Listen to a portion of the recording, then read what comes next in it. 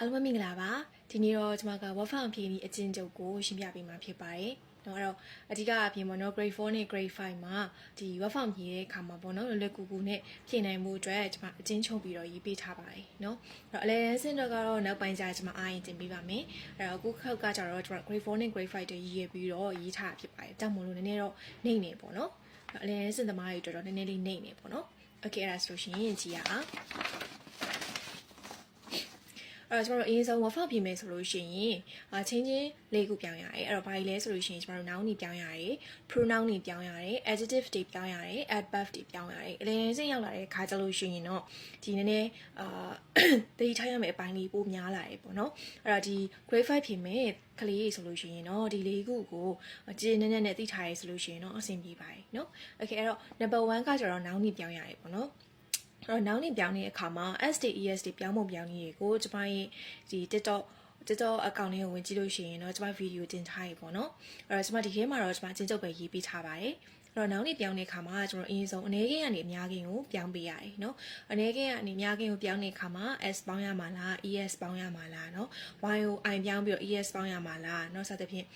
FD FE နဲ့ဆိုရင်ကျွန်တော် VES တွေပေါင်းရတယ်စသဖြင့်ပေါ့เนาะအဲ့တော့အနေကင်းကနေအများကင်းကိုပြောင်းတဲ့အခါမှာဘာတွေပေါင်းရမလဲဆိုတာကိုကျွန်မဗီဒီယိုလေးတင်ထားရပေါ့เนาะနောက်တစ်ခုကကျတော့ numerical adjectives တွေပေါ့နော်အဲ့တော့ဘာ numbers တွေပါလဲဆိုရှင် cardinal numbers တွေနဲ့ ordinal numbers တွေလို့ခေါ်တယ်เนาะအဲ့တော့ဘာတွေလဲဆိုရှင်ကျွန်တော်1 2 3 4 5เนาะအဲ့ဒီစကားလုံးတွေပါရင်ကျွန်တော် noun နေလိုက်တယ်သူတို့ရဲ့နောက်မှာနောက်တစ်ခုကျတော့ first second third ဆိုရဲအချိန်ပြကိန်းတွေပါရဲဆိုရင်သူတို့ရဲ့နောက်မှာလည်း noun လိုက်တယ်เนาะအဲ့တော့ numerical adjectives တွေနဲ့ပတ်သက်ပြီးတော့လေကျွန်မရဲ့ account လေးမှာတင်ထားပါရဲ့ရှင်အဲ့တော့နောက်ခုကကျတော့ number 3ကကျတော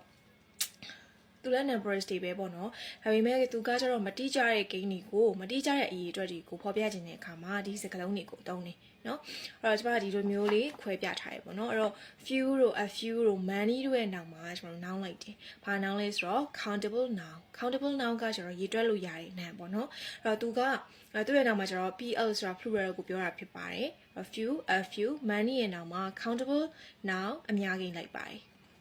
်နောက်တစ်ခု letter တို့ a letter တို့ match တို့ရဲ့နောက်မှာကျတော့ uncountable now ရေးတွက်လို့မရတဲ့နာမ်လိုက်ပါတယ်အဲ့တော့ရေးတွက်လို့မရတဲ့နာမ်တွေကကျွန်တော်အများကြီးပုံစံမရှိဘူး singular ပုံစံပဲရှိပါတယ်เนาะနောက်တစ်ခု some တို့ any တို့ all တို့ a lot of တို့ရဲ့နောက်မှာကျွန်တော် countable now ရော uncountable now ရောလိုက်တယ် any ရဲ့နောက်မှာတော့ singular now ပဲလိုက်တယ်เนาะဟုတ်ပြီအဲ့တော့ဒီစကားလုံးတွေပါလို့ရှိရင်တော့ကျွန်တော်တို့ noun တွေထည့်ရတယ်ပေါ့နော်အဲ့တော့ဒါ noun ပါတယ်အဲ့တော့ဒီစကားလုံးတွေပါရင်ကျွန်တော်တို့ noun ထည့်ရတယ်ဆိုတာကိုတော့တတိထားလို့ရှိရင်တော့ဒီကလေးတွေဖြစ်နိုင်မယ်လို့မျှော်လင့်ပါတယ်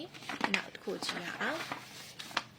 ်နောက်တစ်ခုကကျတော့လေ number 4ကကျတော့ and they ပေါ့နော် and they ဆိုတော့ articles တွေပါတယ်ဆိုလို့ရှိရင် and they ရဲ့နောက်မှာလေကျွန်တော်တို့ noun တွေထည့်ရမယ်နော် noun ကိုမှကျွန်တော်တို့ singular noun ပဲထည့်ရမယ်နောက်တစ်ခုကကျတော့ and they ပေါ့နော်မှာထားပါတော့ဒီထဲမှာကျွန်တော်တို့ adjective ပေးထားရယ် and they ရဲ့နောက်မှာ adjective ပေးထားရယ်ဆိုလို့ရှိရင်နောက်ဆုံးမှာကျွန်တော်တို့ noun ထည့်ပေးရမယ်အဲ့တော့ဘာလို့လဲဆိုလို့ရှိရင် adjective က noun ကိုအထူးပြုတယ်ဒီသဘောတက်ရောက်တဲ့အတွက်ကြောင့်တကယ်လို့အလေက adjective နေရာမှာကျွန်တော်တို့ကွက်လက်ပေးထားရယ်ဆိုလို့ရှိရင်ထားပါတော့ and they ရဲ့နောက်မှာကျွန်တော်တို့ဘာလိုက်လဲnoun လိုက်တယ်เนาะ noun ကဒီမှာပါပြီးသားကြီးဒါဆိုလို့ရှိရင်ခွင်းထဲကကောင်ပါထည့်မလဲ adjective ထည့်ရမယ်ဘာကြောင့်လဲ adjective က noun ကိုအထူးပြုတာမလို့เนาะနောက်တစ်ခုကကျတော့ number 5 possessive adjectives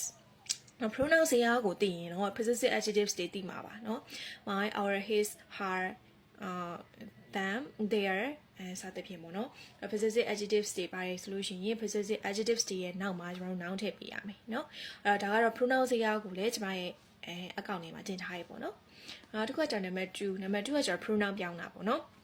pronoun ပြောင်းတာကဒီ subject နေရာဆိုလို့ရှိရင် I we you he she they it စသဖြင့် object နေရာဆိုလို့ရှိရင် my our his her စသဖြင့်ပေါ့နော်အဲ့ subject နေရာမှာလားเนาะ object နေရာမှာလားဒါတကူ possessive adjective လား possessive pronoun လားစသဖြင့်เนาะအဲ့တော့ possessive adjective ကနောက်ဆိုလို့ရှိရင် noun ပါတယ်အဲ့တော့ possessive pronoun ဆိုလို့ရှိရင် possessive pronoun ရဲ့နောက်မှာ noun မပါဘူးเนาะအဲ့တော့ pronoun ဇာတ်ကိုကျွန်တော်တို့ကြီးညက်ထားရမယ်เนาะအဲ့ဒါဆိုလို့ရှိရင်သူ့ညာနဲ့သူဖြည့်တတ်သွားမယ်ပေါ့เนาะနောက်တစ်ခုကကျတော့3ကကျတော့ adjective တွေပြောင်းတာပေါ့เนาะခုနကကျွန်မပြောထားရပေါ့เนาะ and then နောက်မှာဘာလိုက်လဲဆိုလို့ရှိရင် noun လိုက်တယ်အဲ့တော့ noun လိုက်ထားတယ်ဒါပေမဲ့ကွက်လက်ထဲဒီအလဲကောင်မှာကွက်လက်ပေးထားမယ်ပေါ့နော်ဒီကွက်လက်ကနောက်မှာ noun လိုက် noun ပါတယ်ပေါ့နော်အဲ့တော့ and the ရဲ့နောက်မှာ noun ပါတယ်ဒီအလဲကောင်မှာလဲကွက်လက်ပေးထားရဆိုကျမတို့ကဒီကွက်လက်မှာ adjective ထည့်ပေးရမယ်ဘာကြောင့်လဲဆိုရင် noun ကို adjective ကအထူးပြုတာမှလို့ပေါ့နော်နောက်တစ်ခု D1 D2 D3 ပြောင်းတာပေါ့နော် အဲ့တော့ s plus d1 plus s d1 ကဘာလဲဆိုတော့ကျွန်တော်တို့ဒီတာမန်အဆင့်ကိုဖော်ပြခြင်းတဲ့အခါမှာသုံးတယ် positive degree ပေါ့နော်နောက်တစ်ခုကကျတော့ d2 ကကျတော့ imperative degree d3 ကကျတော့ superlative degree เนาะအဲ့တော့ d1 ကကျတော့ကျွန်တော်ဘယ်အချိန်မှာသုံးလဲဆိုလို့ရှိရင်ဂုဏ်ရည်တူရည်ချင်းတွေကိုဖော်ပြခြင်းတဲ့အခါမှာသုံးတယ်သူမတာကိုမတာပေါ့နော်သူနဲ့ကိုနဲ့ဂုဏ်ရည်တူရည်ချင်းတွေပိုင်ဆိုင်နေပေါ့နော်ဒီအချိန်မျိုးမှာsentence ထဲမှာဘာတွေပေးထားမလဲဆိုရှင် as blank s အဲ့တော့ blank ထဲမှာကျွန်တော် d1 adjective ကိုထည့်ပေးရမယ် est ဘာမှပေါင်းစရာမလိုဘူးเนาะနောက်တစ်ခုကကျတော့ collect ရဲ့နောက်မှာ than by ဒါဆိုလို့ရှိရင်ကျွန်တော်တို့ကတရယောက်ကတရယောက်ထက်တာလွန်တဲ့ရည်ချိုဖော်ပြခြင်းတဲ့အခါမှာသုံးတယ်အဲ့တော့ er ပေါင်းပေးရတယ်ဒါမှမဟုတ်လို့ရှိရင်တချို့စကားလုံးတွေဆိုလို့ရှိရင် more စသဖြင့်တချို့စကားလုံးတွေကြလို့ရှိရင်စကားလုံးကလုံးဝ change သွားတယ်လို့ပါတယ်ပေါ့နော်ဒါကတော့d1 d2 d3 နဲ့ပတ်သက်ပြီးတော့ကျွန်မနောက်ပိုင်းအားလို့ရှိရင်တင်ပြပါမယ်เนาะဟုတ်ပြီနောက်တစ်ခုကကျတော့ d3 အဲ့တော့ collocation ရှိမှာတဲ့ဆိုပြီးပါတယ်ဆိုရင်ကျွန်တော်တို့ဒီအားလုံးထဲမှာအတာလွန်ဆုံးဖြစ်နေတဲ့အရည်ချင်းတွေကိုဖော်ပြခြင်းတဲ့အခါမှာသုံးတယ်ဒါဆိုလို့ရှိရင် d3 adjective superlative တို့ superlative degree အဆင့်ကိုထည့်ပေးရတယ်เนาะနောက်တစ်ခုnumber 4ကတော့ကျွန်တော်တို့ adverb တွေပြောင်းတာပေါ့နော် adverb တွေပြောင်းတာကအရင်မှတ်စရာတော့မပါဘူးအဲ့တော့ဒီအတန်းလေးမှာဆိုလို့ရှိရင်တော့ကျွန်တော်တို့ ly ပေါင်းထားတဲ့ adverb တွေကိုပဲကျွန်တော်တို့ကလေးတွေကိုသင်ပေးထားရပေါ့နော်ဒါပေမဲ့ဒီ verb form ဖြည့်တဲ့အခါမှာတော့ဒီ address of frequency လို့ခေါ်တဲ့ဒီအချိန်ပြဖို့ပေါ့နော်အချိန်ပြဖို့ကိုဖော်ပြတဲ့ adverb တွေလည်းကျွန်တော်တို့သင်ပေးထားရပေါ့နော်ဒါပေမဲ့လို့ဒီword form ဖြည့်တဲ့အခါမှာတော့ဒါတွေမမေးပါဘူးเนาะ word form ဖြည့်တဲ့အခါမှာများသောအားဖြင့် ly နဲ့စုံတဲ့ adverb တွေကိုထည့်ရလိမ့်ရှိတယ်เนาะအဲ့တော့ sentence တစ်ကြောင်းကရေးလိုက်တဲ့အခါမှာအဓိပ္ပာယ်ကmeaningful ဖြစ်နေတာပေါ့နော်အဓိပ္ပာယ်ပြည့်စုံနေရဒါပေမဲ့အဲ့ဒီ sentence တွေမှာကျွန်တော်တို့စကားလုံးတစ်လုံးထပ်ချင်ရမယ်ဆိုရင်တော့ ly ပေါင်းထားတဲ့ adverb တွေကိုထည့်လိမ့်ရှိရယ် example လေးကိုကြည့်မယ်နော်မြ is shouting မြက on နေရယ်နော်သူမှာ subject လဲပါတယ် verb လဲပါတယ်ဘာသာပြန်ကြည့်တဲ့အခါမှာလည်းအဓိပ္ပာယ်ကပြည့်စုံနေရယ်ဒါကြောင့်မလို့ကျွန်တော်တို့ကဒီ loudly ဆိုပြီးတော့မှနော်ဒီ adverb ကိုထည့်လိုက်တယ်ပေါ့။များက on နေရဘယ်လို on နေရလဲ။ကျဲလောင်ဆိုတာ on နေရ။ loudly ဆိုတဲ့ adverb က shouting ဆိုတဲ့ verb ကိုအထူးပြုလိုက်တာပေါ့နော်။နောက်တစ်ခု action verb ရဲ့နောက်မှာ adverb တွေလိုက်တယ်။အဲ့တော့ဒါတော့အပြင်ဒါကတော့ပုံသင်မှတ်ထားရမယ့်အပိုင်းတွေပေါ့နော်။action verb ရဲ့နောက်မှာကျွန်တော် collect ပေးထားရဲဆိုရင် sentence ကလည်းအဓိပ္ပာယ်ပြည့်စုံနေရဲဆိုရင်ကျွန်တော် adverb ကိုထည့်ပေးရမယ်။ word form မှာကကျွန်တော်ဘာသာပြန်ပေးရမယ်နော်။အဲ့တော့ဒီ verb form မှာကကျွန်တော်တို့ keywords လေးတွေမှတ်ထားရဲဆိုရင်တော့ဘာသာပြန်စရာမလိုဘူးတန်းပြီးထည့်ရုံပဲเนาะဘာသာပြန်ရင်အချိန်ကုန်လိမ့်မယ်เนาะအဲ့တော့အမြဲတမ်းဘာသာပြန်နေစရာမလိုဘူးအဲ့တော့ verb form ရေးတဲ့အခါမှာကျွန်တော်တို့ကဒီ keywords လေးတွေနဲ့ပတ်သက်ပြီးတော့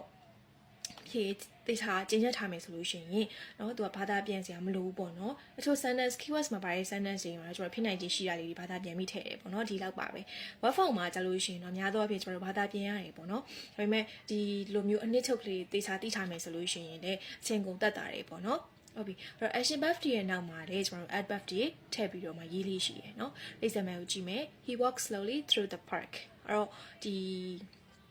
ဆိုလို့ရှိရင် slowly ဆိုတဲ့ adverb ကကျွန်တော် walk ဆိုတဲ့ verb ကိုအထူးပြုပြီးတော့ရေးထားရပေါ့เนาะအဲ့တော့